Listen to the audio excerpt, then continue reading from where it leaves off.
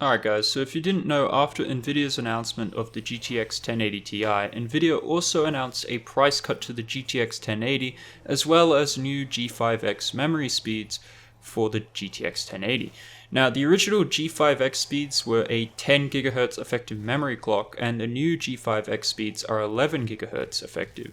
It's unknown if these are the new G5X modules or just the old G5X overclocked, since the new ones are more effective and clean in creation with channel optimization. Regardless, I wanted to test what benefit you got out of the GTX 1080 with the new overclock speeds. My G5X modules on my GTX 1080 can go up to plus 510, so I put a plus 500 on since that overclocks the memory to 11 GHz and did some benchmarks. I tried to pick some open world titles and some recent ones, so I settled on GTA 5, Watch Dogs 2 and BF1 at 1080p. As well as a Firestrike score. I don't really have any other new titles, so I'm really sorry about that, but these are the benchmarks that I have. So here are the results. GTA 5's average FPS stayed the same, with the overclocked G5X memory giving an extra 4 FPS, so nothing amazing, just a more stable kind of gameplay, I guess.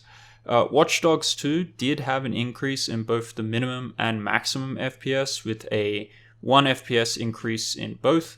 Battlefield 1 saw an increase in average FPS by about 5, and I then tested with TimeSpy, and both the graphics and the overall score increased, with graphics getting a 190 point increase and the overall score increasing by around 150 points. So all in all, we gained a total of 2% performance across the games with the 11 GHz memory overclock, and the graphics score for Firestrike rose 2.6%.